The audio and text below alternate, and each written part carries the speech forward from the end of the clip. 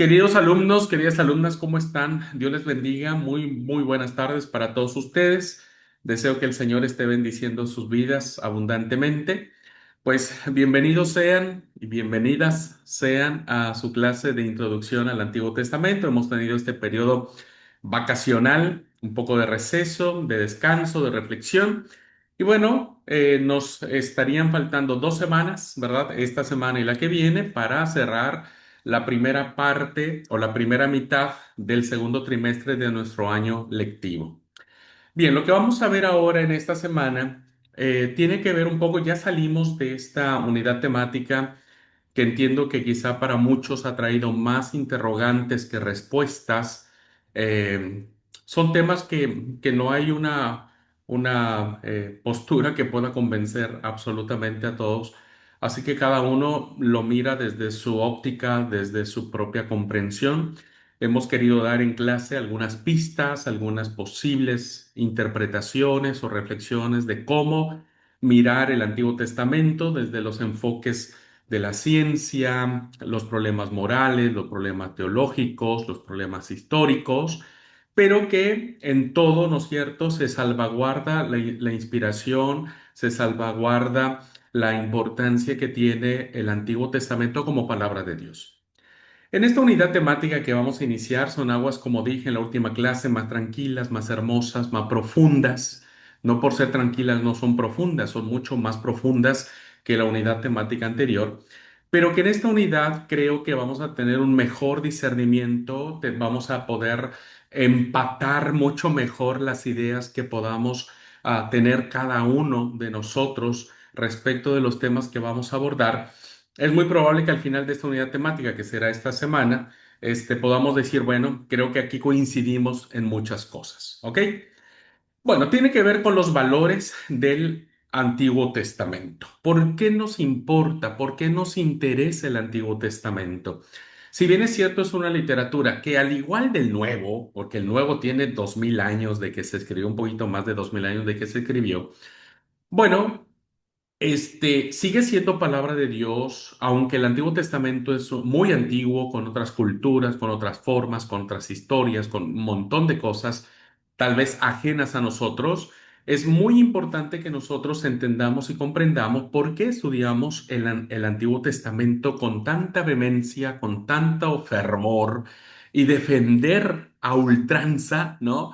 Que el Antiguo Testamento sigue siendo palabra de Dios. Así que eso es lo que vamos a analizar durante esta semana y voy a compartir la pantalla para iniciar con este tema. Muy bien. Recuerden entonces, queridos alumnos, que ustedes pueden preguntar, compartir y demás sus experiencias. Eso ha sido siempre muy enriquecedor, sus dudas al respecto. Tal vez aquí podría darle un poco más de certeza en las respuestas que en la unidad temática anterior, pero vamos a analizar este tema. Ok, estamos, creo que ustedes ya están viendo la presentación. No sé por qué no puedo sacar esto. Bien, ya está. Bueno, entonces, como digo, abrochamos los cinturones y emprendamos esta nueva aventura de conocimiento, insisto, de mucha enseñanza que vamos a tener en esta semana. ¿Ok? Bien. ¿Por qué es importante el Antiguo Testamento? Vamos a ver algunas razones, ¿no? Durante la semana, o varias razones, que, como dije, resaltan la importancia de esta literatura. Y el primer argumento, ¿verdad?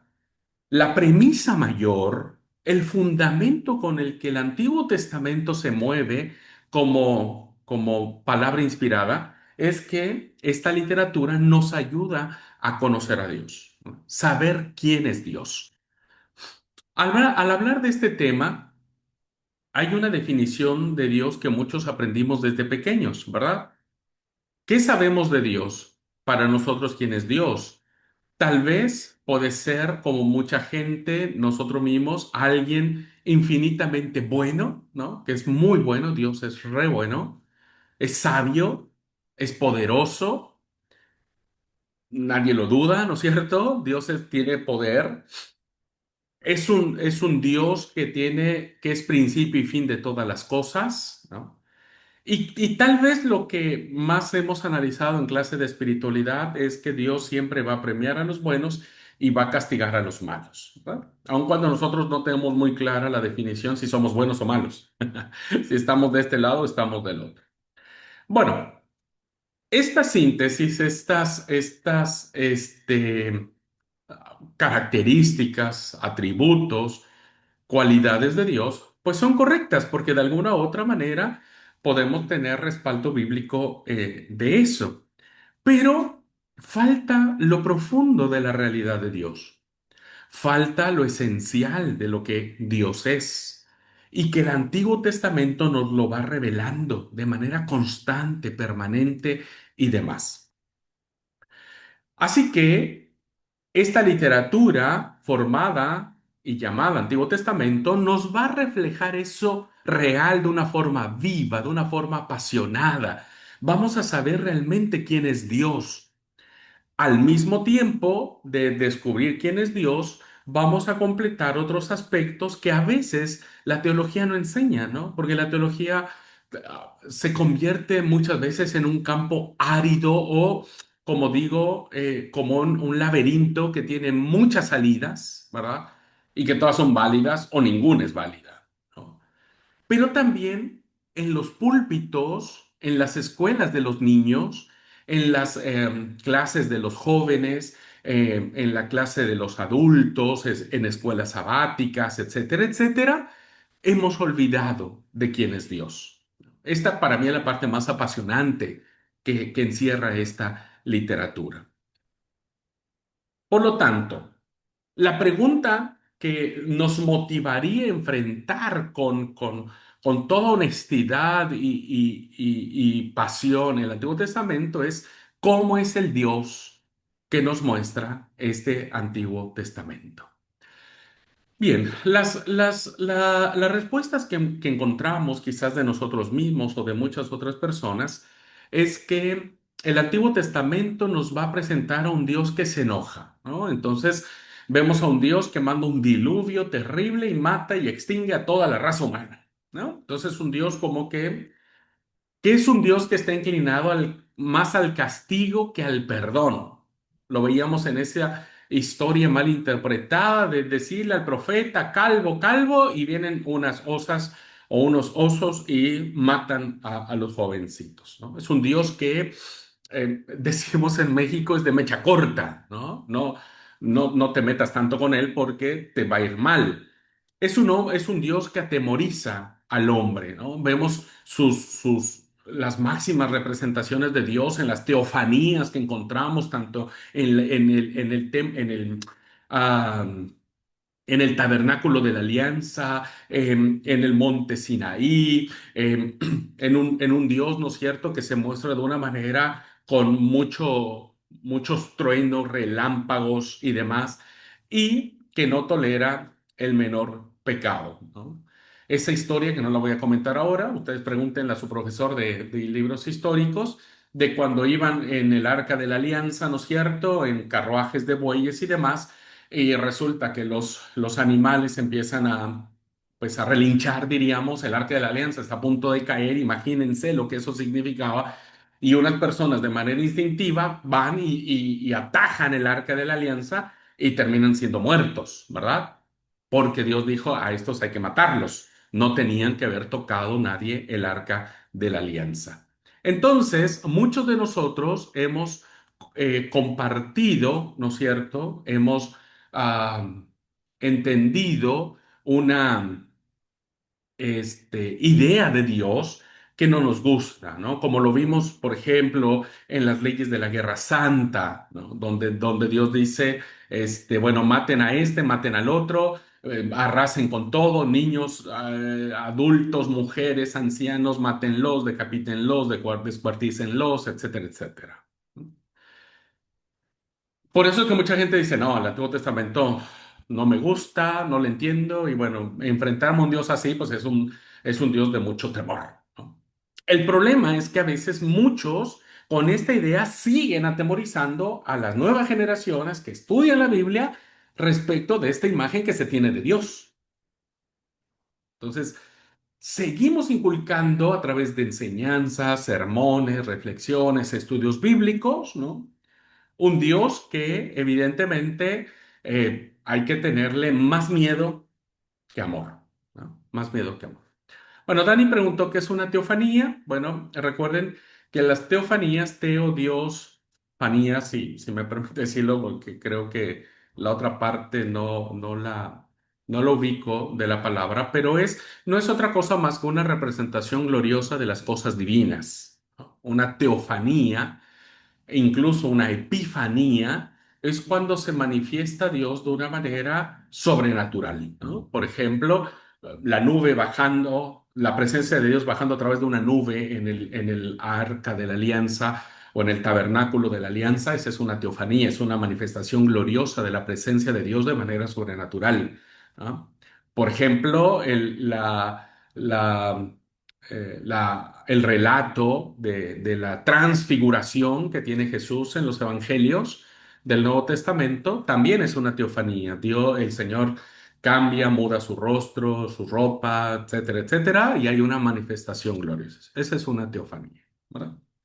Entonces, a veces esas teofanías, diríamos, o esas formas de presentar a Dios, Dios le dijo a Moisés que nadie se acerque a la montaña, que nadie toque la montaña, porque el que se acerque a la montaña, el que toque las faldas de la montaña va a morir. Imagínense el miedo que eso puede producir. Bueno, en oposición entonces, parece ser que hay como una dualidad. Cuando vamos al Nuevo Testamento, la figura de Dios cambia, ¿no? Como que en los relatos del Nuevo Testamento no tenemos muchos relatos, aunque hay algunos, uno que otro por ahí salpicado, por ejemplo, el de Ananías y Zafira, ¿no? Ese es un relato más elaborado de Lucas, pero encontramos un Dios que lo perdona todo, ¿no? En la parábola del hijo pródigo, el buen samaritano, Dios amando a todos, porque de tal manera amó Dios al mundo, ¿no? Que envió a su hijo unigénito. Es un Dios que salva a todos, razas, tribus, lenguas, pueblos, naciones, etcétera. Es un ser bondadoso, es un ser amable, que da gracia, que da misericordia, que es padre, ¿no? Que es padre. Aquí hay una figura importantísima que no la encontramos en el Antiguo Testamento, ¿no? En el Antiguo Testamento parece que la figura de Dios no es de ser papá, sino de ser un juez, de ser un verdugo, diríamos, ¿no? Y que como papá envía a su hijo por amor para morir por nosotros, para salvarnos. Entonces, ya no hay un Dios iracundo, no hay un Dios que hace caer, como le dijeron los discípulos a Jesús cuando pasaron por una aldea de los samaritanos, bodecinos, y que clamamos a Dios y que Dios puede encender fuego sobre esta ciudad y consumirlos. No, no hay eso, no hay eso. No hay ojo por ojo, diente por diente, ahora hay amad, orad, bendecir. Entonces, fíjense cómo, queridos alumnos, esta lectura que tengamos de Dios disociada, separada, como si Dios fuera una cosa en el Antiguo Testamento y un Dios fuera otra cosa en el Nuevo Testamento, es equivocada. Es totalmente errada, falsa y que ha producido miles de herejías. ¿Ok? Miles de herejías. Dios, como Jesucristo dice el libro de los Hebreos, es el mismo ayer, hoy y por los siglos. Dios no es un personaje que cambia su papel en el drama de la historia. Dios sigue siendo Dios siempre. Así que, sin saberlo, como dije, se acepta la doctrina herética. La herejía no es otra cosa, hermanos, más que el apuntalamiento de una verdad dicha tantas veces que termina tergiversándose, termina, am, este, eh, pues ya termina en otra cosa, ¿no? Como que deriva en otra cosa, es una herejía. Entonces, esta doctrina herética donde se condena al Dios del Antiguo Testamento y se alaba al Dios del Nuevo Testamento como si fueran dos personas o dos seres totalmente diferentes, ¿no? Este, Nada más lejos que la realidad, ¿verdad? Nada más lejos que eso. Vamos a verlo y vamos a ver con nuestra Biblia cómo esta expresión de Dios es un Dios que se sostiene de manera constante, no solo en los dos antiguos, en los dos testamentos, sino en el resto de la historia, ¿verdad? Incluso con nosotros mismos. Bien, hay algo que debemos tener muy claro, y esto necesito puntualizarlo porque aquí está el misterio de lo divino, la trascendencia de aquello que nosotros no podemos encerrar con nuestros conceptos. La idea de un ser que incluso nuestros sentidos lo van a comprender hasta donde los mismos sentidos nos lo permitan. Pero más allá hay algo más, siempre habrá algo más. Así que este autor llamado Rudolf Otto llamó y dice que Dios, es cierto que Dios aparece en el Antiguo Testamento con dos caras, con dos formas, no que se disocian, sino que se complementan. Que es una moneda, ¿verdad? Una moneda, dirían, permítame decirlo en esta metáfora, es una moneda que tiene dos caras, pero sigue siendo la misma moneda. No son dos monedas, es una misma moneda con dos caras.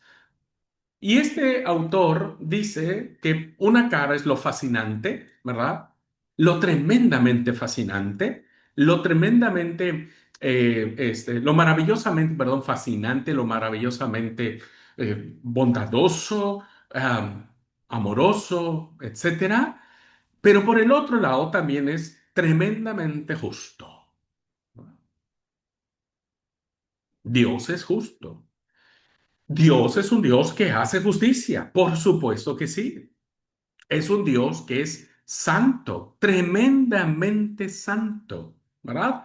Y que nadie, absolutamente nadie, puede saltarse las trancas y pensar o hacer algo distinto de Dios. Así que, por una parte, la divinidad atrae y subyuga, por supuesto, porque es un Dios que acompaña a su pueblo, porque es un Dios que bendice a Abraham y que lo llama de entre los paganos, que es un Dios que va guiando las acciones de los patriarcas, que es un Dios que acompaña a José a Egipto, que es un Dios que le da sabiduría a José para discernir los sueños del faraón, es un Dios que después de 4 siglos de esclavitud saca a su pueblo, ¿no es cierto? Y lo hace con mano extendida, con brazo poderoso, lo lleva a un desierto, lo alimenta, etcétera. Es un Dios que les da la tierra prometida, es un Dios que camina más allá de la idolatría que tiene el pueblo, lo va ligando de una manera en donde Dios no deja de ser el centro de atención, ¿no? No deja de ser relevante, aun cuando las decisiones del pueblo puedan ser contrarias, pero eso no le quita la relevancia de Dios. Pero por otra parte, hermanos, también es un Dios que atemoriza y sobrecoge. Es estar ante la presencia no de cualquier cosa. No estamos ante un ídolo de madera, no estamos ante un ídolo de yeso, no estamos ante una imagen, ¿no? No estamos ante un árbol, no estamos ante algo que pudiese parecerse a lo terrenal.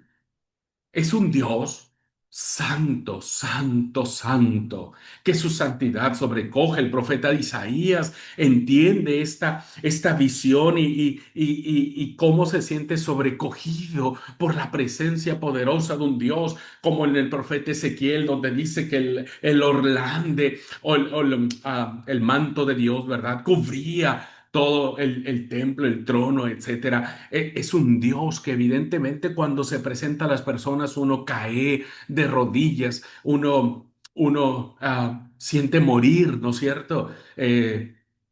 Nadie puede estar impasible, nadie puede estar indiferente ante una santidad de esta naturaleza, ¿verdad? Entonces, el aspecto terrible de Yahvé es muy palpable, terrible entre comillas, ¿no es cierto? Este aspecto tremendo de Dios es muy fuerte en el Antiguo Testamento, pero escuche algo. Aquí viene lo interesante, ¿no? esta dos caras, diríamos, perdón, hablando de metafóricamente lo que estamos viniendo, se complementa.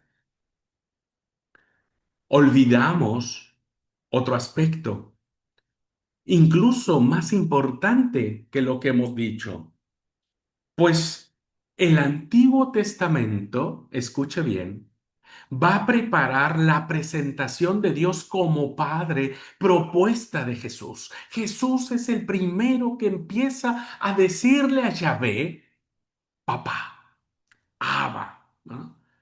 Es quien propone dirigirnos a Dios con esa tesitura, con esa figura. Jesús no viene a inventar nada, ¿verdad? Respecto de lo que podría considerarse como Dios. Jesús como hijo no viene a exculpar al papá y diciendo, bueno, perdonen porque mi papá antes era terrible, pero ahora ya es bonito. Por supuesto que no. El Antiguo Testamento va a ir reflejando las virtudes del Padre bueno, del Padre pródigo, que va a ser anunciado por Jesús y que va a ser proclamado por Jesús y que de ahí nosotros aprenderemos a llamarle a Dios papá. ¿Ah? Papá. Vuelvo a insistir, Jesús no inventa el término, no justifica bajo ninguna circunstancia a Dios, sino que toma ya la enseñanza que existe en el Antiguo Testamento de lo que Dios, su Padre, significaba. Y solamente lo hace notar con mayor fuerza. Vamos a mirarlo de esta manera, ¿verdad? Dios también es papá en el Antiguo Testamento, ¿no? Dios también es papá. La definición de Dios entonces que podemos deducir en el Antiguo Testamento es clave para entender la propuesta de Jesús sobre el aspecto de Dios como su Padre. Es clavísimo, ¿verdad? Ahora, a ver, entendemos, hago una precisión, entendemos nosotros que no podemos definir a Dios nunca. Es cierto, ¿verdad? Nadie puede conceptualizar a Dios, porque como dije en muchas clases, siempre he dicho, el día que el hombre llegue a definir quién es Dios, Dios deja de ser Dios. ¿No? No podemos llegar a una definición total y completa por muchas razones, ¿ok? Sin embargo, la palabra de Dios en el Antiguo Testamento nos da la clave de esta autodefinición de Dios. Y lo vamos a encontrar en un relato maravillosísimo, interesantísimo y a pasión, de mucha pasión, con mucha pasión. Iba a decir la otra, pero no me salió. El encuentro de Dios con Moisés en el Éxodo. En el Antiguo Testamento se puede decir que existe una definición, o mejor dicho, y aquí viene lo interesante, una autodefinición de Dios. ¿Cómo Dios se autodefine? Bueno, si ustedes ven en sus Biblias, ¿verdad? En el libro del Éxodo, cuando leemos nosotros en el capítulo 34, versículos 6 y 7, dice así el texto bíblico, Éxodo 34, versículos 6 y 7, dice, y pasando Jehová. Bueno, antes de esto, poco antes de esto, ahora encontramos Éxodo 34, 6 y 7, pero antes de llegar a esto necesitamos ver el contexto. ¿Por qué? Porque en el capítulo 33, en el versículo 19, hay una petición de parte de Moisés para ver la gloria de Dios. Creo que todos haríamos lo mismo que Moisés. Queremos ver la gloria de Dios. Y dice en el capítulo 33, antes de llegar al 34, en el 33 dice, le respondió, versículo 18 dice, entonces dijo, te ruego que me muestres tu gloria, habla Moisés con Dios, oh Yahvé. Y Dios le respondió, yo haré pasar por todo mi bien delante de tu rostro y proclamaré el nombre de Jehová delante de ti. Haré pasar ante ti toda mi riqueza, todos mis bienes. Y es interesante lo que Dios le dice a Moisés. No me vas a ver. va a suceder algo más importantísimo. Voy a pronunciar ante ti mi nombre. ¿Verdad? Mi nombre. Como dice en la diapositiva, en esta última parte, el nombre y la persona van de la mano. ¿Verdad? Principalmente en el Antiguo Testamento. Los nombres en el Antiguo Testamento eran con mucho significado, ¿no? No que ahora decir, ¿cómo le ponemos al hijo? Ponle Kevin o Brian. No. Este, eh, Antes los nombres se les asignaban a las personas por lo que eran. Incluso, vean ustedes que en el Antiguo Testamento es muy común, es muy recurrente cambiar nombres, ¿verdad? Cambiar nombres. El caso más emblemático de esto, de cambiar los nombres, y hay un montonal, es el caso de, por ejemplo, de Jacob, ¿verdad? El hijo de Isaac, el patriarca Jacob. Pues no, nosotros ya no le decimos Jacob, sino le decimos Israel. ¿No? Y ya después ya no se le dijeron jacobitas a los descendientes de Jacob, sino se le denominaron israelitas. Hay un cambio de nombre. El nombre y la persona siempre van de la mano. Equivale a darse a conocer por completo. Mi nombre refleja lo que soy. Evidentemente, el ser humano, el ojo humano, queridos alumnos, pues no puede contemplar la santidad de Dios. Es como si lo finito quisiera contemplar lo infinito. No lo alcanzaríamos a ver, ni mucho menos a comprender. Entonces, cuando Moisés le pide a Dios que le muestre su gloria, le dijo, voy a hacer algo más importante, te voy a decir mi nombre, ¿verdad? El nombre de Yahvé. Y esto ocurre en el capítulo 34, versículos 6 y 7. Vean lo que dice el texto. Y el Señor pasó ante Moisés, lo cumplió, ¿no? Dios cumplió y dice, el Señor pasó ante Moisés proclamando Yahvé, Yahvé. Esta expresión, hermanos, que pudiera para nosotros sonar inocente, ¿no? Como si dijéramos, el autor bíblico, pues tenía mucha, mucha tinta para escribir doble vez el nombre, o repitió por repetir el nombre, pues no. Tiene toda la intención teológica bíblicamente o la idea que se tiene cuando algo se repite dos veces es porque hay una importancia detrás, o del relato, o del personaje y demás, ¿verdad? Entonces, aquí vemos dos veces el nombre de Yahvé. Por ejemplo, cuando Dios llama a Samuel, en el relato de Dios llamando a Samuel cuando era niño, ¿recuerdan ese relato? Lo llama dos veces, Samuel, Samuel.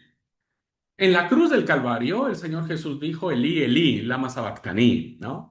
¿Por qué? Porque subyace debajo de estas expresiones duplicadas una importancia capital, una importancia terrible, déjenme decirlo en términos no peyorativos, sino de profundidad. Y entonces dice el texto, Yahvé, Yahvé, ¿no? En sus versiones seguramente dirá Jehová, Jehová. O en otras diría el Señor, Señor, ¿verdad? Dice, el Dios compasivo y clemente, paciente y misericordioso y fiel, que conserva la misericordia hasta la milésima generación, que perdona culpas, delitos y pecados, aunque no deja impune y castiga la culpa de los padres en los hijos, nietos y bisnietos. Qué interesante, hermanos. Esta es la autodefinición de Dios.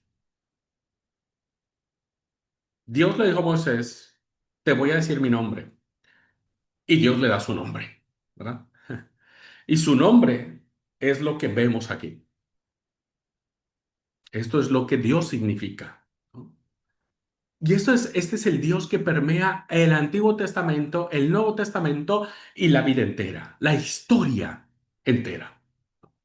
Dios sigue siendo un Dios compasivo, clemente, paciente, misericordioso y fiel, que conserva la misericordia hasta la milésima generación, que perdona culpas, delitos y pecados, aunque no deje impune y castiga la culpa de los padres y los hijos, nietos y bisnietos. Este es interesantísimo, hermanos, y lo voy a explicar, porque a veces incluso este texto nosotros lo encontramos en los mandamientos, ¿no? Este,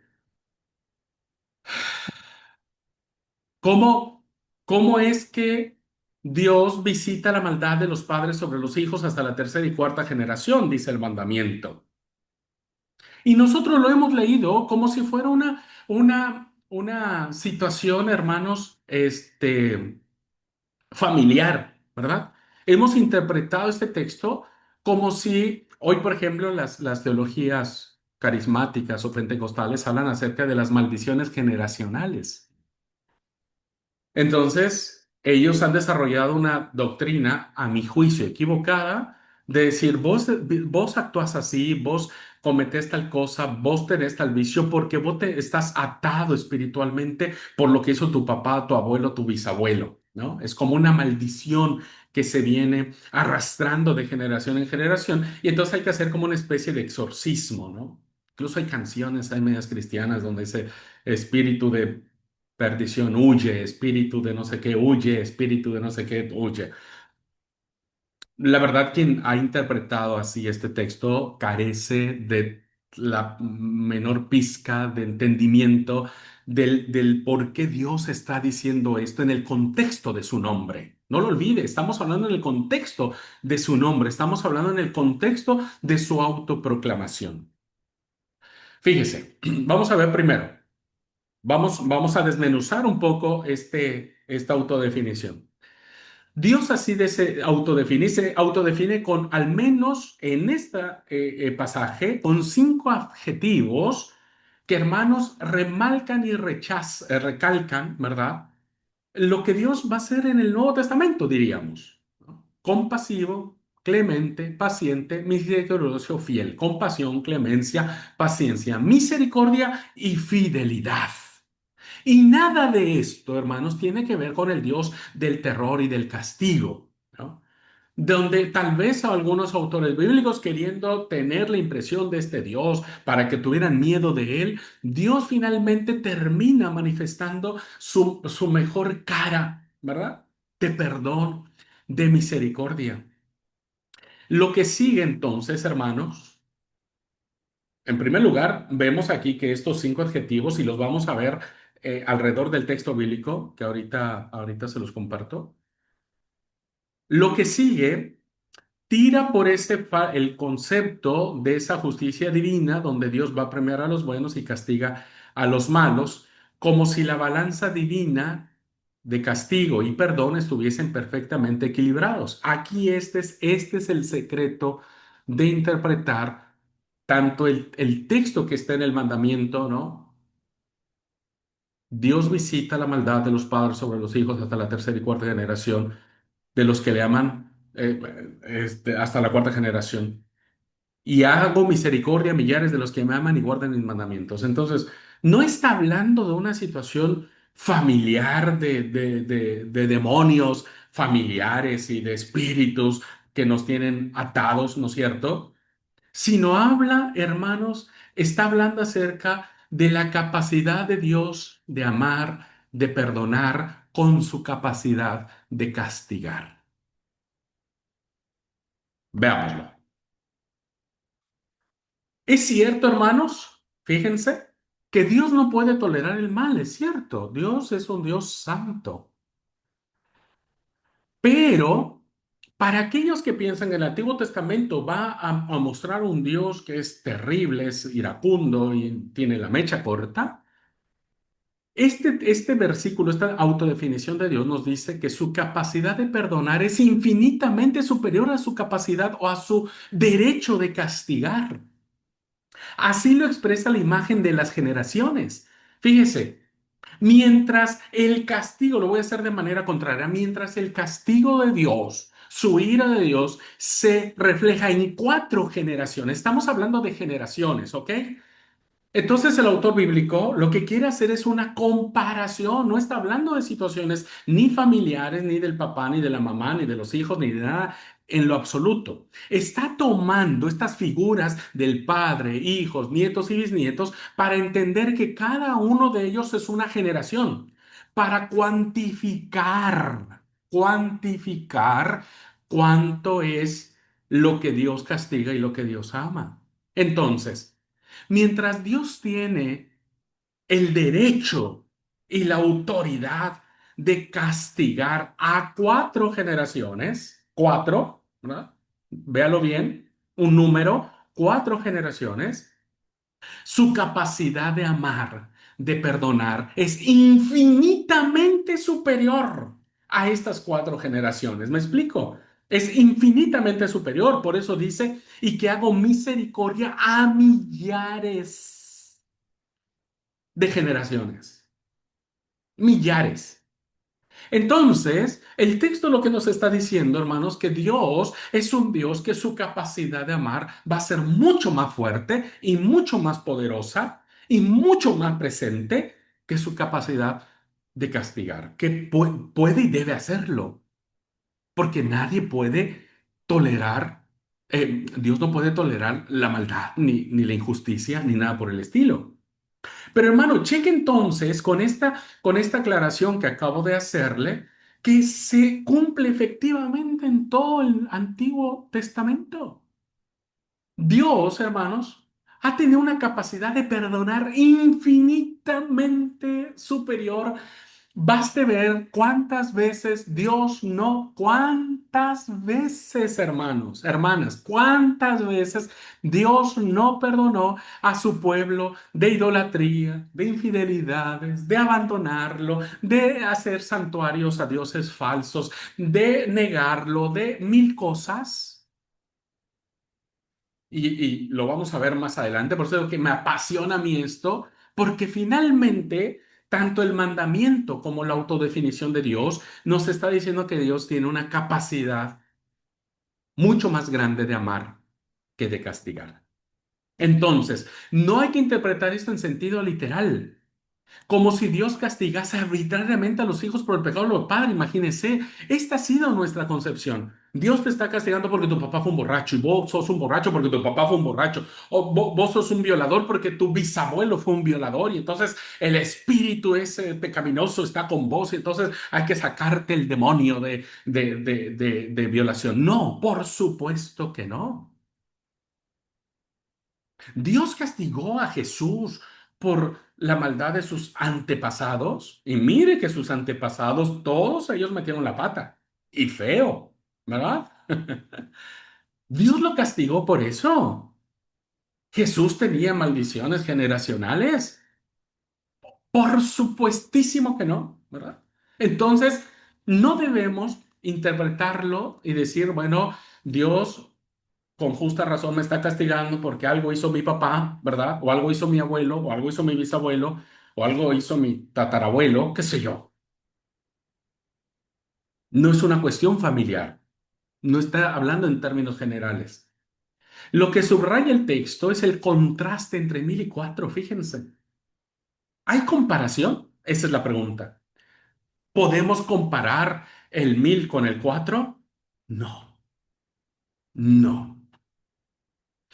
Dios va a premiar a los buenos y a castigar a los malos de la misma manera? Pues por supuesto que no, porque su autoridad, su justicia irá hasta la cuarta generación, pero su bondad y su misericordia irá a miles y miles y miles y miles y miles de generaciones, porque Dios es un Dios compasivo, fiel, tierno, bondadoso.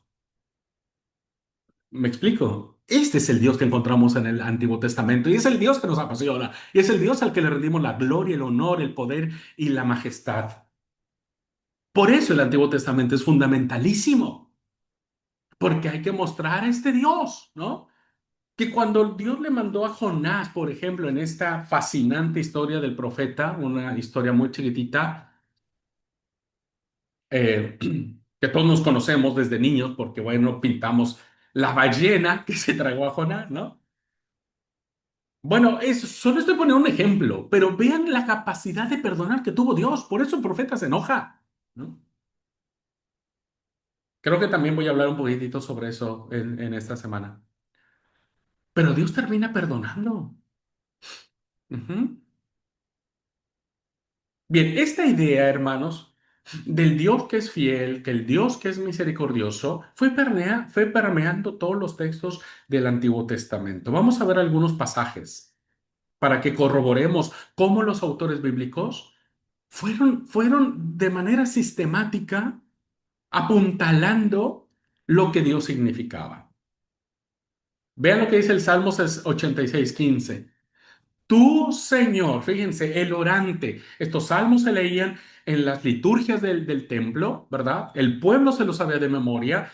Se cantaban estos cantos y dice el Salmo 86:15. Tú, Señor, Dios, compasivo y piadoso, paciente, misericordioso y fiel. Y fiel. Este es Dios. No le quitamos su capacidad de castigo porque, insisto, su santidad nadie la puede vulnerar. Pero su capacidad de perdonar es tan asombrosa que escapa a nosotros. Nosotros mismos incluso no entendemos esta capacidad. Los seres humanos decimos, no, es que ya son muchas veces y no hay que perdonar tanto. Yo no sé, ¿no? No voy a sacar ese texto de Jesús que le dijo a Pedro 70 veces 7, pero no es una multiplicación lo que hay que hacer, es una permanencia, porque Dios constantemente perdona, Dios constantemente ama, Dios constantemente es compasivo, sin condiciones. Y ya desde el Antiguo Testamento se deja mirar. Otro versículo dice, el Señor es compasivo y clemente, paciente y me encanta este salmo, paciente y misericordioso. No está siempre acusando, ojo, no está siempre acusando ni guarda rencor perpetuo. 4 generaciones, 4 hermanos, 4. No nos trata como merece nuestros pecados. ¡Wow! ¡Qué increíble es Dios, hermanos! Bendito sea su nombre. Dice, ni nos paga según nuestras culpas. Como se levanta el cielo sobre la tierra, se levanta su bondad sobre sus fieles. Como dista el oriente del ocaso, así aleja de nosotros nuestros delitos. Como un padre siente cariño por sus hijos, siente el Señor cariño por sus fieles. Sí, gracias, Arlet. Esa es la cita. Salmo 103, del versículo 8 al versículo 13. Hermano, qué palabra poderosa. No sé ustedes, pero yo cuando estudio la Biblia no la estudio solo para aprenderme toda la historia y fechas y demás que a veces se me tergiversan todas. Pero esto no se me cruza. Qué hermoso es aprender de la palabra e ir descubriendo a este Dios que en clave de espiritualidad cristiana es cercano, es compasivo, clemente, paciente, misericordioso, no guarda rencor perpetuo, es bondadoso y como cualquier padre que ama a sus hijos, Dios tiene ternura. Fíjense la expresión que usa el salmista, tiene ternura para con sus fieles. Y ustedes dirán, ¿quiénes son sus fieles? El pueblo de Israel, y bueno, era más infiel que otra cosa. Pero Dios lo siguió considerando su pueblo y nosotros también somos sus fieles. Aun cuando tenemos un montón de cosas y falencias y demás, somos sus hijos. Bueno, nos trata con ternura. Esta es la imagen más amorosa y tierna de Dios, hermanos, que insisto, los salmistas lo recogen como una experiencia, porque los salmos son experiencias de fe, ¿no? Y hay otro más. Dice, el Señor es clemente y compasivo, paciente y misericordioso. El Señor es bueno con todos, es cariñoso con todas sus criaturas. Salmo 145, versículos 8 y 9. Es tierno, Dios es tierno con nosotros, ¿no? Su ternura es hermosa, es afable, es bondadosa. Dios no cambia, Dios, aun cuando, insisto, somos infieles. Dice la carta de Pablo a Timoteo, aunque nosotros fuéramos infieles, ¿verdad? Aunque nosotros fuéramos infieles, Dios permanece fiel. Ese es Dios. Pero no es un Dios que solamente se manifiesta en el Nuevo Testamento. Ya desde el Antiguo se ha considerado a Dios como clemente, paciente, misericordioso, bueno con todos, con todos. ¿Sabe lo que eso significa, hermanos? Con todos. No hay alguien que sea exclusivo de Dios. Dios es bueno con todos. No importa su apariencia, no importa su idea que tenga cada persona, Dios es bueno, porque hace que su sol salga para buenos y malos. Dios es bueno y siempre lo será. ¿Ok? Muy bien, entonces hasta aquí esta autodefinición de Dios, ¿verdad? Esta autodefinición de Dios que nos permite a nosotros empezar a cimentar tanto nuestras teologías, que nos permite a nosotros cimentar nuestras reflexiones, nuestros sermones, nuestra idea de Dios para nuestro relacionamiento personal, pues nos permite hacerlo de mejor manera, ¿no? Y con una concepción de un Dios, insisto, bondadoso. Dios es bueno, un Dios que es fiel, ¿verdad? Que no va a cambiar, un Dios que castiga cuatro generaciones pero que hace misericordia a millares de millares de millares. Su capacidad de perdón, su capacidad de amor, su capacidad de darse es tan infinita, queridos alumnos, que no le alcanzamos a entender, ¿verdad? Que su capacidad de castigar. Esto no significa, insisto, que nosotros pensemos que Dios es cualquier cosa. No, no. Dios es Dios, ¿verdad? Y siempre lo será. Ahora, permítame en esta otra presentación que voy a tener con ustedes, eh, perdón, aquí había no, pensé que había algo aquí en el chat. Permítame seguir con esta misma línea y si quiere al final nos tomamos un tiempito para charlar sobre el tema. Y, a ver, espérame. Ahí está. Bueno, y seguir descubriendo algunas cositas que van a ir en consonancia con esto. ¿Ok?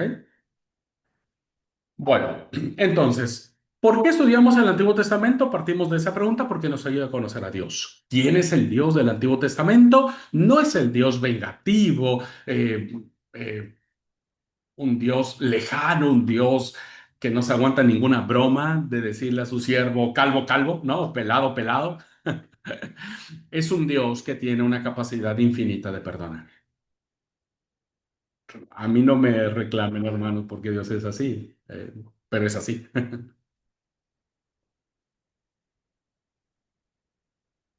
Arlet, adelante, por favor, antes de pasar a la siguiente unidad temática. Paz, hermano, buenas tardes. Dale. Em, Creo que en cuanto a esta forma de ver a Dios, es como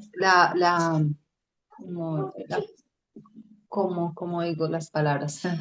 Bueno, nos ayuda a ver otra perspectiva, ¿no? En cierta forma, cuando nosotros nos enseñan acerca de la Biblia. Y por ejemplo, yo que tengo mis hijos y también se la enseño, eh, o yo recuerdo cuando estaba o enseño a niños que he tenido la oportunidad, muchas veces equivocadamente, al contar las historias, ¿cierto?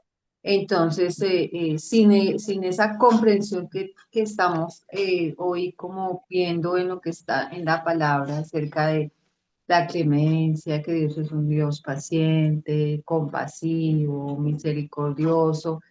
Enseñamos a Dios, ese Dios que pelea en las guerras, que defiende, o sea, de la forma en la que vemos en los jueces o en Josué o cómo está con Moisés, todas estas guerras, como todo este tipo de cosas, entonces se ve, podemos ver a ese Dios fuerte, ¿no? O en el Antiguo Testamento solamente historias.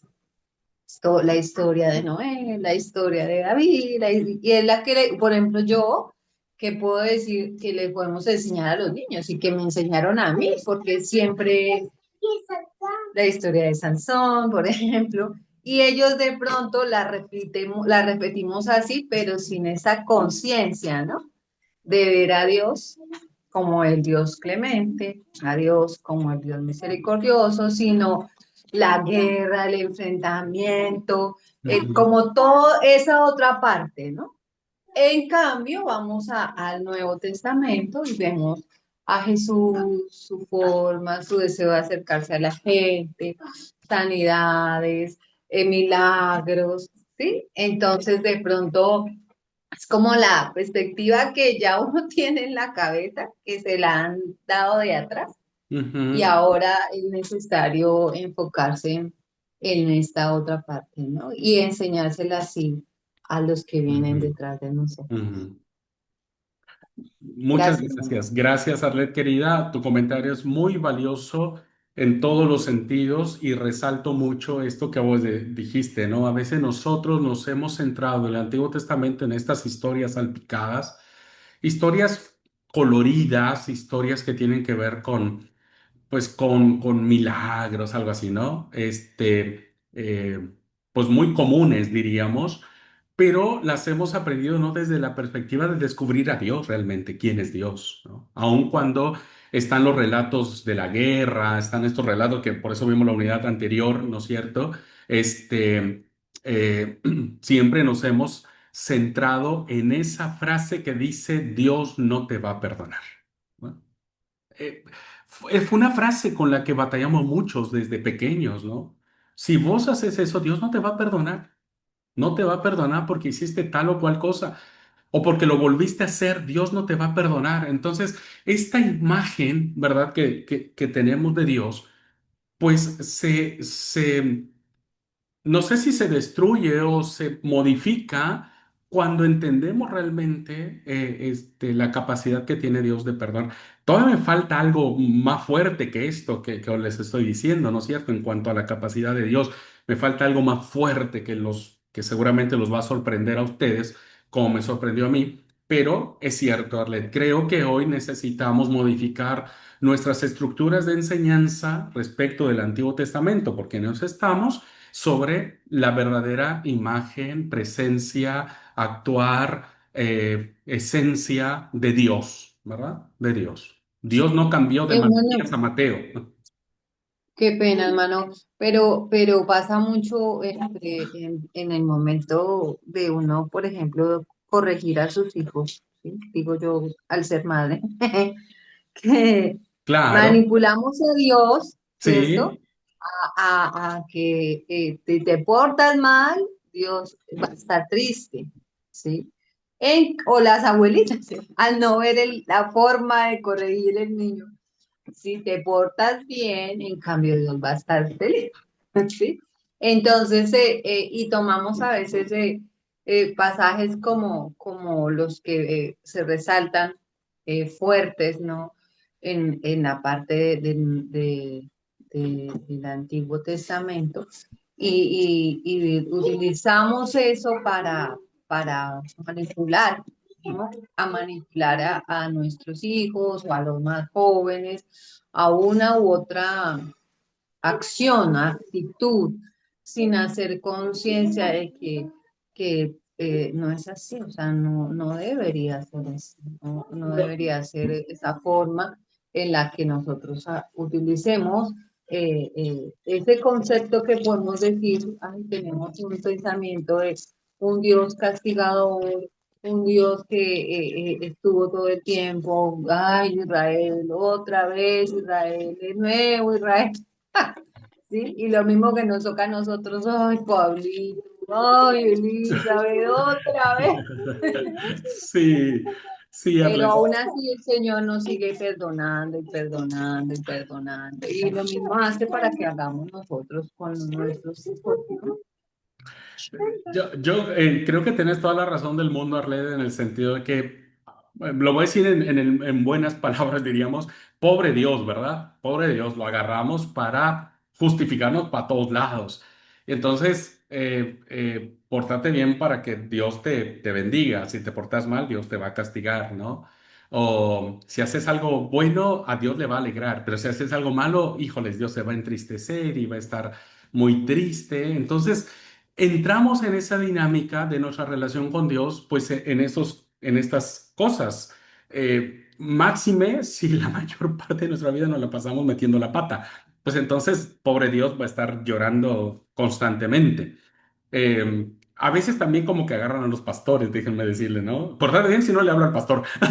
Me ha tocado decirle, yo ya le dije, pastor, a mi hijo, que si él no se porta bien, le voy a hablar a usted y usted va a hablar con él. Digo, no me la aviente a mí. El chico no me va a querer a mí, me va a odiar, ¿no? Porque va a decir, ahí viene el pastor, uy, ¿sabe qué? Va a salir corriendo. Fíjese que eso pasa también en esa relación con Dios. Yo creo que a los niños tendríamos que enseñar lo siguiente. No soy padre, no lo soy, no tengo esta bendición de serlo, pero tal vez si lo hubiera sido, rompiendo un poco los esquemas estos que hemos venido hablando, yo le diría a mi hijo, hijo, portate bien, porque si haces las cosas correctas, tendrás cosas buenas en tu vida, habrá cosas que te hagan sentir feliz, contento, que te hagan sentir satisfecho y orgulloso, pero si vos haces cosas malas, quiero que sepas que vas a tener las consecuencias de tus actos. Vas a tener que afrontar, pues, tus malas decisiones, ¿verdad? Pero quiero que sepas algo, que aun cuando vos enfrentes tus malas decisiones y sientas que tienes que pasar por momentos difíciles, no olvides que Dios siempre va a estar contigo. Siempre te acompañará. Su amor no se apartará de ti. Su bondad te sostendrá. Cuando estés en un momento donde tengas que enfrentar tus propias consecuencias, confía en Él. Busca su perdón. Su amor será tan infinito que te hará salir de cualquier circunstancia. Me parece, y pido perdón para los que son padres que a lo mejor tienen mejor experiencia que yo, me parece que esa sería una correcta enseñanza, ¿no? Nosotros sufrimos no porque Dios nos castiga, sufrimos por nuestras malas acciones, ¿verdad? Pero aún en nuestras malas acciones, Dios está con nosotros, ¿no? Dani, adelante, amigo. Hermano, bueno, ahorita que uno a veces más confundido un poquito. A lo que voy, hermano, ¿cómo le explico a una persona que no, que digámoslo, es nueva, ¿sí? Sin todo este contexto, digámoslo, de ese Dios realmente bueno, ¿no? Que muestra el Antiguo Testamento, si todo el mundo tiene en su cultura, en su mentalidad, es ese Dios dictador de ojo por ojo, diente por diente, sí, hasta el punto de que lo usan pues hasta como, como excusa, ¿no? Para hacer justicia y tomar justicia por sus cuentas, ¿no? ¿Cómo le enseña a una persona eh, ese Dios realmente bueno en el Antiguo Testamento, ¿no? Esa es una de mis inquietudes. La otra es, bueno, la duda que me surge siempre, yo he entendido que nadie ha visto a Dios, ¿sí? Cuando habla de Moisés, alguna vez le pregunté a mi papá y me decía mi papá en su explicación, me decía, él pasó y prácticamente puso la mano donde estaba, como en la cueva donde estaba Moisés, pasó y solo Moisés vio su espalda. Esa fue la explicación que me dio mi padre en su momento. ¿Sí? Obviamente que yo entiendo que es imposible ver a Dios porque eso es como mirar uno el sol con estos ojitos, pues es imposible, nos hacemos daño, ¿no? Entonces me queda la duda ahí con lo que explicaba hoy, hermano, si Moisés sí lo vio o simplemente lo escuchó y creyó en ese punto. Son como mis dos inquietudes. Bueno, la primera puedo más o menos contestarte. La segunda, creería que tendríamos que entrar en la materia de libros históricos para que cuando vean el libro de Éxodo puedan entender cuál es el contexto en el cual el autor va narrando la forma en que Dios se va manifestando. Eh, no podría contestarlo ahora en 30 segundos que tendría yo para la respuesta, porque tendríamos que mirar esta experiencia, esta teofanía, ¿no? que está teniendo Moisés respecto de la presencia de Dios. Hay autores, solo voy a plantear esto, hay autores que manifiestan que efectivamente Moisés fue el único que pudo ver a Dios cara a cara, porque así lo manifiesta el libro de Números. Y hay autores que dicen que las narraciones son más teológicas, ¿verdad? Respecto de lo que representaba Dios en cuanto a su revelación en el momento fundante del pueblo de Israel. Recuerden que el Éxodo es el ya como pueblo, es la parte fundante como nación, como pueblo, ¿no? Entonces, te debería esa respuesta, hermano, no por no querer dártela, sino porque si no me saldría del tema de que estamos tratando y segundo, necesitaríamos entrar al libro de Éxodo, pero yo te pediría que la guardes para cuando el profesor que te dé libros, Pentateuco, perdón, te lo pueda compartir. Ahora, respecto a la primera pregunta, yo creo que hoy vamos a avanzar un poco en la clase y con estos textos que nosotros estamos dando, podríamos ir mencionando, en la medida que las personas van conociendo a Dios, van a tener una relación personal con Él, pues será nuestra responsabilidad de todos, desde los que nos dedicamos a la enseñanza, los predicadores, los líderes, los pastores, las maestras de escuelita, etcétera, pues será nuestra responsabilidad ir explicando todo esto que nosotros ahora estamos aprendiendo, ¿verdad? Que evidentemente no todo lo que está en la palabra de Dios es palabra de Dios. Que esto que nosotros estamos viendo sí es palabra de Dios, sí es Dios hablando, ya sea porque Moisés vio a Dios o porque no lo vio, eso vendría a ser en este momento una cuestión irrelevante. Lo importante es que se habló y se dijo y se apuntaló esta expresión. Eh, la mayoría de las personas que llegan a nuestra iglesia, este, eh, fíjense, pasa algo curioso, rápido. Yo me engancho igual en las preguntas, perdón, pero es curioso porque la mayoría de las personas que llegan a nuestra iglesia vienen con esta idea del Dios que castiga, el Dios que, ¿verdad? Porque la mayoría de ellos vienen de una tradición católica donde fueron educados de que ellos adoran a un Dios o que los manda al infierno o que los manda al purgatorio o que los manda al limbo o si se porta buena onda ese Dios, pues los manda al cielo, ¿verdad? Entonces la mayoría de ellos viene con esas ideas. Ahora, curiosamente, hermanos, los ateos, no hablo de todos, pero la generalidad, los que se dicen ser ateos, gnósticos, vienen de una cultura cristianísima, ¿verdad? Pero que termina no entendiendo a ese Dios. Y entonces optan por negarlo, ¿no? Dicen, no existe. Por eso hay tanto ateísmo y demás. Creo que es una muy buena pregunta de Dani y no tendré una respuesta de ABC como si fuera un manual. Creo que en la medida en que el Espíritu Santo nos vaya guiando y con paciencia vayamos enseñando primero realmente quién es Dios a las personas, con estos textos y otras cosas que vamos a ver, creo que les va a ayudar mucho a poder explicar de a poquito, ¿verdad? A las personas de quién es Dios. Y creo que es poner en práctica o es crear ministerios, ¿verdad? Que nos permitan desarrollar literatura, Ustedes están estudiando para eso, crear ministerios, para crear algunos artículos, algunos escritos, los sermones nuestros mismos, ¿no? Tienen que ir con esta idea de presentar a Dios de una manera diferente. Así que bueno, Dani, ojalá, si quieres, retomamos esta pregunta al final de esta unidad temática, a ver si con lo que vemos, ¿no? Te puede dar material suficiente de reflexión, para compartir a las personas. ¿Te parece?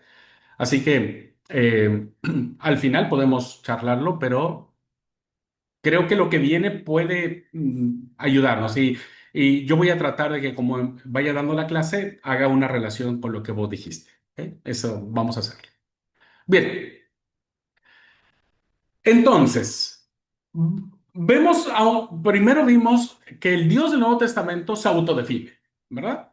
Y por eso el Antiguo Testamento es importantísimo. Ahora, no solamente este Dios se autodefine, sino como dijimos, tiene una capacidad infinita de amar y de perdonar, ¿no? Que eso es lo que podríamos explicarle a cualquier persona que viene con esos temores. Y aquí viene algo interesantísimo. Mire, me encanta esto. Este es un material muy valioso que usted lo puede seguir reflexionando, masticando y después compartirlo en un sermón, en una reflexión para jóvenes, para niños, etcétera.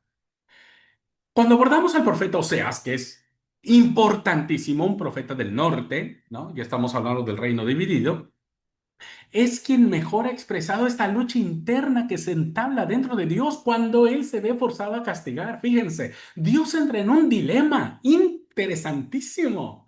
Entra en esto que nosotros le llamamos entre la espada y la pared, ¿verdad? Vea, busque por favor el capítulo 11 de Oseas. Hermano, yo perdí mi teléfono y mi... Ah, no, aquí está. Estaba buscando mi reloj para ver a qué hora era por el tema de la hora de la clase. Bueno, ya lo encontré. Bueno, vea por favor, vaya, busque el libro del profeta Oseas. Hermano, a alguien que me esté buscando en el índice Oseas, lo voy a reprobar y lo saco del seminario. Usted ya tiene que saber dónde está el profeta Oseas, ¿ok? Así que, y los que están viendo la clase grabada también. Ustedes ya tienen que saber dónde está Oseas. Nadie que me empiece a buscar desde Génesis. El capítulo 11 nos presenta a Dios teniendo con Israel, o con el pueblo de Israel, actitudes interesantísimas como la de un padre con su hijo. Mire, vamos a leer el versículo 1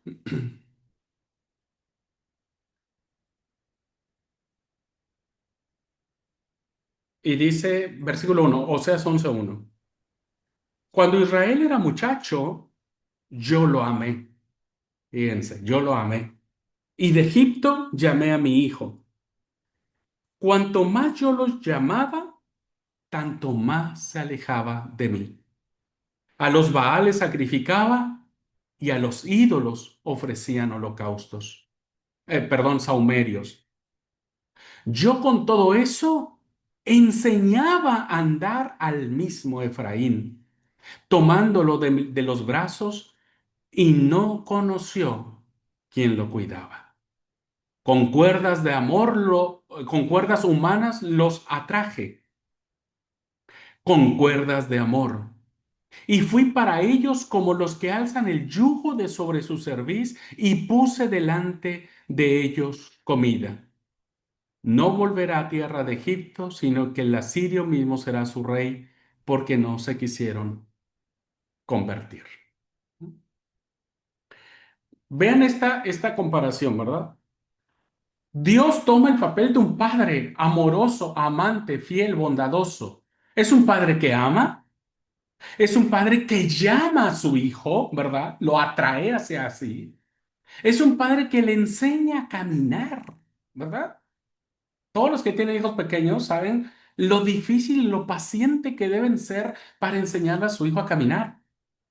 Que cura a su hijo, que lo atrae para sí, que incluso se inclina para darle de comer en su boca, ¿verdad? Como un padre le dice a su hijo, anda a comer, hijo. Es lindo cuando mi mami voy y me da de comer en la boca. Yo me siento chocho de la vida y mire, tengo 47 años, pero yo feliz de la vida porque mi mami me dé algo en la boca. En cambio, Israel actúa como hijo, pero no un hijo bueno, no un hijo buena onda, sino que es un hijo que se aleja, no le importa de su papá, se aleja, que no comprende a su padre, ¿no? Típicos chicos, adolescentes que no entienden a su padre y que creen que el padre es un ogro, que el padre es un perverso, un malvado, etcétera. Y que además el hijo no pone en él su confianza. Es un problema, hermanos, porque ahora la pregunta es cómo tiene que actuar este padre. ¿Ustedes cómo actuarían con sus hijos? Al principio tal vez fueran pacientes, después se les acabaría la paciencia, ¿verdad? Y empezarían a retar a todo mundo. ¿Cómo que no vas a comer? ¿Cómo que te vas a ir? Y no salís de la casa. Y yo soy tu padre. Y hácele como quieras. ¿No? A veces terminamos tomando esas actitudes. Ahora aquí la pregunta, ¿qué va a hacer Dios? ¿No? Estamos como expectantes. ¿Qué va a hacer Dios con la actitud del hijo cuando él, como papá, es increíblemente paciente? El problema se agrava, hermanos. ¿Por qué? Porque hay una ley deuteronómica, ¿verdad? Que cuando un hijo es rebelde, según la ley del Deuteronomio, que insisto, eso ustedes lo van a entender mucho mejor cuando vean el Pentateuco, van a entender las leyes deuteronómicas y qué es lo que significan estas leyes, ¿no? Pero según esta ley, en el Deuteronomio 21, del 18 al 21, fíjese lo que tenía que pasarle al chico rebelde. Dice, si alguno tuviera un hijo contumaz y rebelde, es decir, testarudo y terco y rebelde, que no obedeciere a la voz de su padre ni a la voz de su madre, y habiéndole castigado no les obedeciere, entonces lo tomarán su padre y su madre y lo sacarán ante los ancianos de su ciudad, a la puerta del lugar donde viva, y dirán a los ancianos de la ciudad, este nuestro hijo es contumaz y rebelde, no puede obedecer nuestra voz, es glotón y borracho. Entonces todos los hombres de su ciudad lo apedreará y tendrá que morir, ¿verdad? Tendrá que morir. Bueno, entonces, pues Dios tiene que actuar conforme a la ley, porque su santidad lo indica, ¿no es cierto? Su justicia lo indica. El problema es que Dios está en esta lucha. Dios lucha consigo mismo. Dios lucha en... ¿Qué tiene que hacer? Destruir a Israel porque ha sido terriblemente obcecado, terco, idólatra. Dice el profeta, o sea, ¿no es cierto? Sacrifican a los ídolos de Baal y a los otros ídolos les dan saumerio, le ponen incienso, les hacen fiestas, etcétera, etcétera. O sea, a mí me han olvidado qué hace Dios como papá y pues tiene la posibilidad de que eso termine y Dios obre como cualquier papá de ahora y decirle, bueno, mi hijo, te di muchas oportunidades, te me vas de la casa. ¿Cuántos padres no han corrido a sus hijos de su casa? ¿No? Pero finalmente la misericordia va a vencer el santo enojo de Dios. ¡Qué increíble, hermanos! ¡Qué increíble, Dios mío! Lo que el Señor dice a través de Oseas es todo lo contrario a lo que muchas veces se enseña de nuestros púlpitos. Los que son muy farisaicos y legalistas y muy rigurosos, no, tiene que morir porque la ley dice que tiene que morir, ¿no? Los legalistas eso dirían. Y sí, está ahí en la ley, ¿qué quiere que te diga? Israel tiene todas las características de ser el hijo contumaz y rebelde, todas las características. Ahora, ¿qué hace Dios? Me encanta. Y le digo que esto es lo más fuerte que me he encontrado yo en el Antiguo Testamento. Dice, ¿cómo podré dejarte, Efraín, castigarte a ti, Israel? Es una pregunta muy profunda, hermanos. Es una pregunta que no nace de un corazón trivial de algo que, ay, está bien, no pasa nada, lo pasamos por alto, todo se va a arreglar. No, son actitudes y situaciones que han quebrantado profundamente la relación del pueblo del norte con Dios, ¿no? Pero entonces hay esta pregunta, ¿no es retórica? ¿No es una pregunta ¿cómo es? Irónica. Es una pregunta que nace del corazón de alguien que ama tanto, pero que le ha dolido tanto, ¿verdad? Que le ha dolido tanto la actitud de Israel. Entonces, Dios empieza a justificar su acción y lo hace con estas preguntas. ¿Cómo podré dejar de Efraín? ¿Cómo podré castigar de Israel? Es su pueblo, son los suyos. Es el pueblo con el que Dios hizo alianza. Y vean lo que pasa, hermanos. Esto es, híjole, wow, increíble. Me da un vuelco el corazón. Se me revuelven todas las entrañas. Hermanos, esta expresión que nos da el grandioso profeta Oseas de Dios es maravillosa. Es una foto de final, es una foto de película, ¿verdad? Me da un vuelco el corazón, me duele el estómago. ¿Se dan cuenta, hermanos? Estas acciones de decir, por una parte dentro de mí dice, tengo que castigarte, tengo que destruirte y tengo que decirte, ahí está la puerta y salí de mi casa, ¿no? Pero por otro lado está el amor que te tengo, está el cariño, la bondad que te he mostrado, la misericordia. Y esta expresión me revuelve las entrañas. No sé si alguna vez ustedes han entrado en situaciones así donde tienen que decidir cosas muy fuertes. Hermanos, nos duele el estómago de manera impresionante porque no sabemos qué decisión tomar. Bueno, eso sintió Dios, ¿verdad? Y digo sintió Dios ubicándolo en este pasaje que estamos teniendo. Y vean lo que dice Dios. No cederé al ardor de mi cólera. No destruiré a Efraín. ¿Por qué no? Uno diría, ¿no? Los legalistas dirían, ¿por qué no? Si la ley te daba toda la autoridad, nadie te iba a juzgar, Dios, si destruías a Israel. ¿Por qué no? Porque su amor, hermanos, es infinitamente superior a su castigo. Visito la maldad de los padres sobre los hijos hasta la tercera y cuarta generación, pero hago misericordia a millares de los que me aman y guardan mis mandamientos. Hago misericordia. La misericordia de Dios siempre va a estar allí. Israel. Efraín e Israel, hermanos, son lo mismo, ¿verdad? O sea, es una misma forma de decir al pueblo del norte, al reino del norte. No lo voy a explicar ahora, pero estamos hablando del mismo pueblo. No cederé al ardor de mi cólera, no destruiré a Efraín, que soy Dios y no hombre, el santo en medio de ti y no enemigo devastador. Un segundo, hermanos.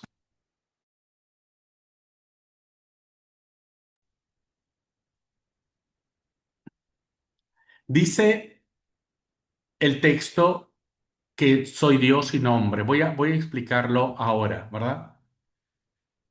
Aquí hay alguien que comentó algo. Esto me hace entender lo que podemos sentir como padres ahora o nuestros padres, no sé, y cómo se debería actuar.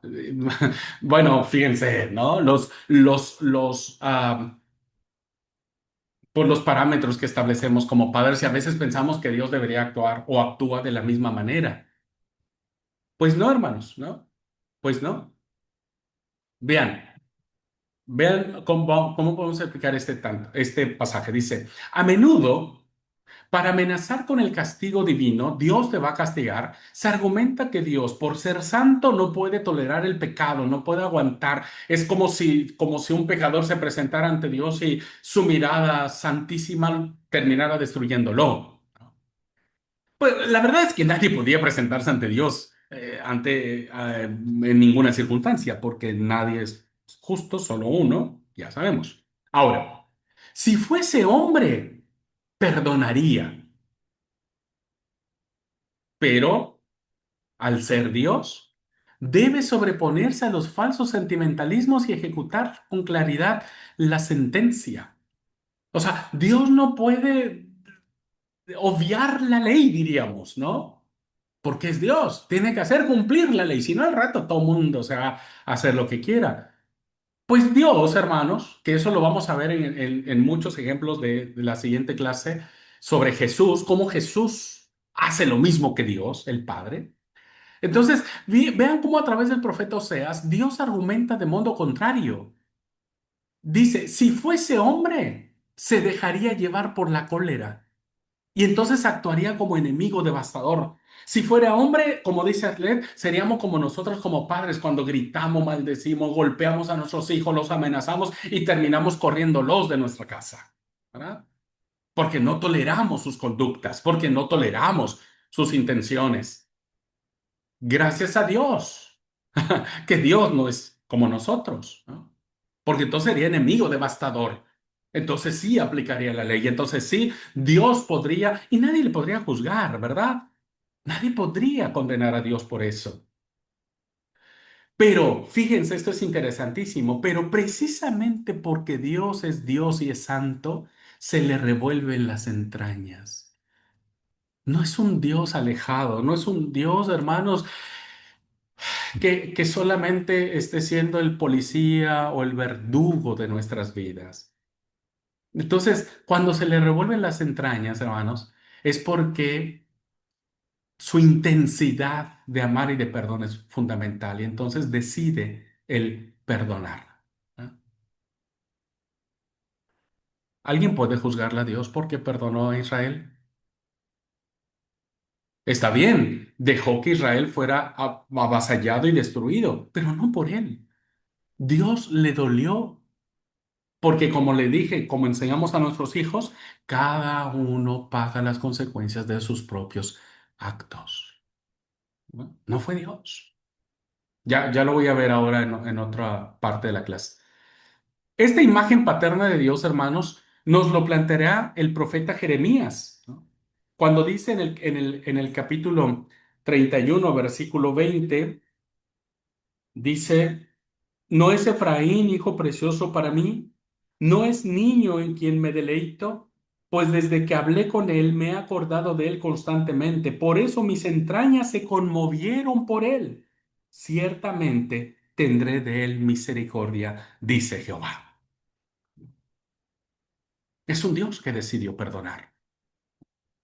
Y esto llegará también al Nuevo Testamento en la expresión más perfecta de la parábola del hijo pródigo. El padre que termina no solo perdonando al hijo menor, sino también perdonando y amando al hijo mayor. Ujú. Es la figura del padre pródigo, el que es padre bondadoso, el que es bueno, el que es fiel, el que es misericordioso. Bueno, eso es Dios, hermanos, ¿verdad? Eso es Dios. Ujú. Naturalmente, esta idea del amor y la misericordia hubo que compaginarla, como dijimos, en ciertos momentos con la experiencia del sufrimiento y la derrota del pueblo, porque finalmente el pueblo fue destruido. Tanto el reino del norte, recordarán, como el reino del sur fueron llevados cautivos, unos por los asirios y otros por los babilónicos. La experiencia más fuerte que encontramos de esta destrucción del pueblo de Israel fue en el 586, cuando el pueblo del sur, o el reino del sur, ¿verdad? Pierde su libertad política, pierde su tierra, la ciudad santa de Jerusalén es destruida, el templo es quemado, la monarquía es destruida, los reyes fueron asesinados y fueron llevados cautivos a Babilonia. Cuando uno mira todo esto, digo, bueno, por fin, Dios castigó o no castigó a Israel. No, por supuesto que no. Dios terminó perdonando a su pueblo, ¿verdad? Entonces, la pregunta sería, ¿cayeron por tierra los pilares que fundamentaban la fe de Israel, de este Dios bueno, tierno, compasivo y demás? ¿Dónde quedaría en esta imagen devastadora y desoladora la compasión y la paciencia de Dios? Pues estas preguntas provocaron un enorme esfuerzo de reflexión contenidas en numerosas páginas de la Biblia, porque cuando el pueblo judío fue cautivo a Babilonia, se preguntaron eso, ¿dónde está Dios? ¿Dónde está nuestro papá? ¿Dónde está el que va a sacar cara por nosotros? Entonces hubo una reflexión teológica muy fuerte en el exilio. Recuerden que el exilio es la época más profunda que encontramos.